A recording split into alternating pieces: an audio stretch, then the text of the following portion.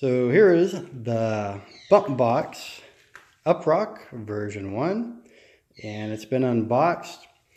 It included, of course, a manual, some of the $100 coupon cards, good for anything $2.99 or more by Bumpboxx.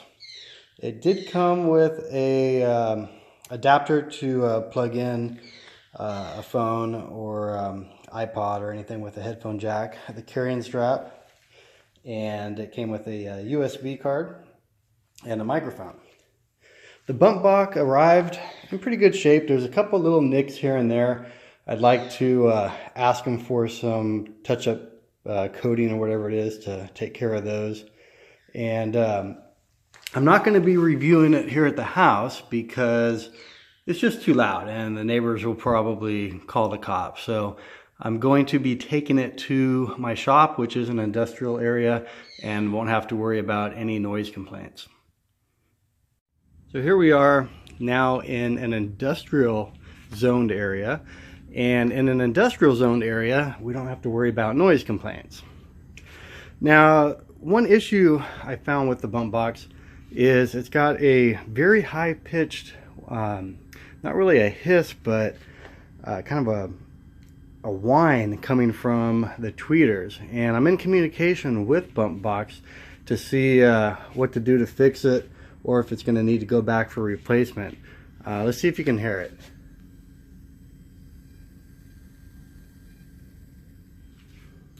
Now, once you turn the volume up, you won't hear it, of course, but when you're not playing anything, it is pretty noticeable, and I find it pretty annoying. So I'm hoping that this can be resolved with Bumpboxx, but it's going to have to suck to send it back. Anyway, I'm going to go ahead and play some heavy bass tracks, and let's see what this thing can do at half and full volume. Okay, so here we go with the bass test. I'm using a track Bass Mechanic bass test. The album is Quad Maximus, and let's do it.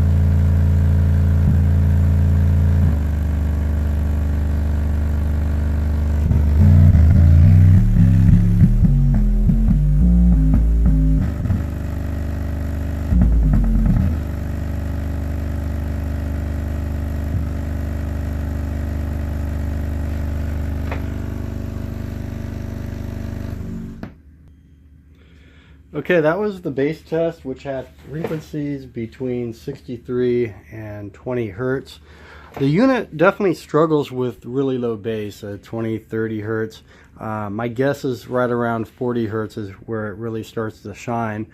One of the issues that I've seen is the air leak problem. We're getting a lot of air leak coming out of the side panel, which is really quite sad because it's something that could have been easily prevented by just siliconing the inside wherever it might leak. Silicone's not going to hurt electronics.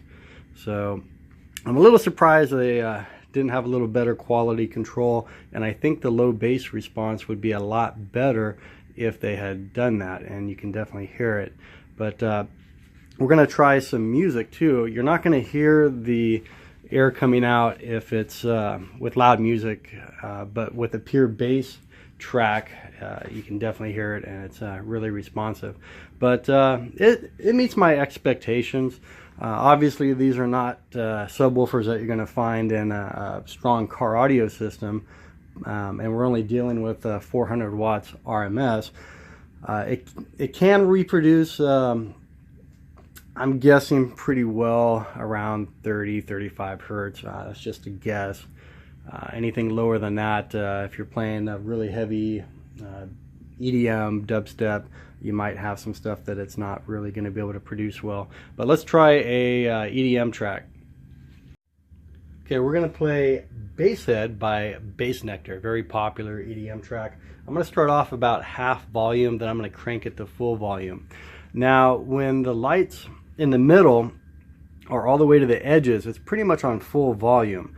One thing I'm a little disappointed about is the fact that when I contacted customer service, they said it has protection against clipping the amp, and that's definitely not true. If I crank it all the way up, it distorts like crazy, and you have to be careful to keep it under a certain level, or I think you're going to risk damaging the speakers.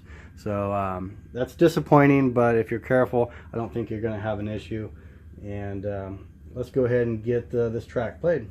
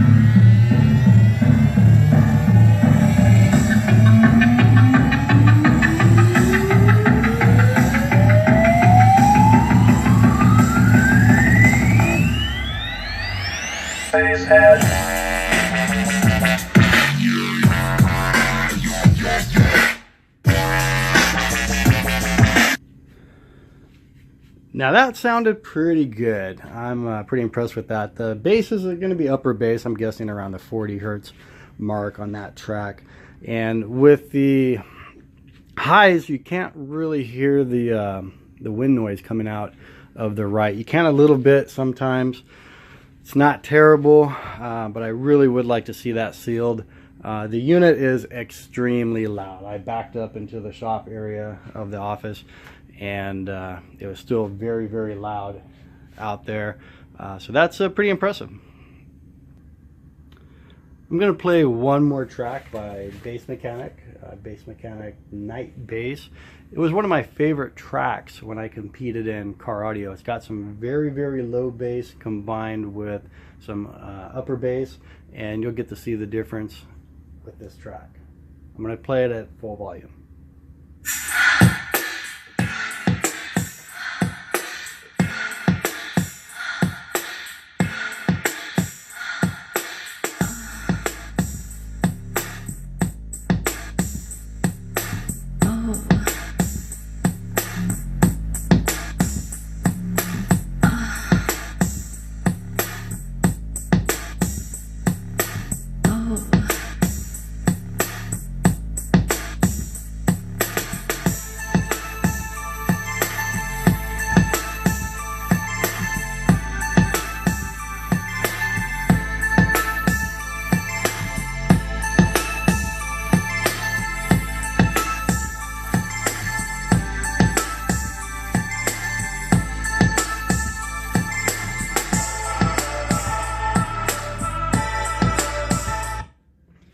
Okay, again, it's going to be hard to hear probably on the recording, but I can describe the bass is really sounding pretty good in the upper levels again. The lower stuff, it's really struggling, but I gotta say a lot of that is probably due to the air leaks.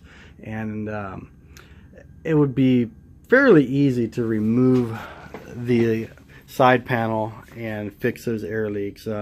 You know, I want to talk to Bumpboxx and see if that can be done without voiding the warranty.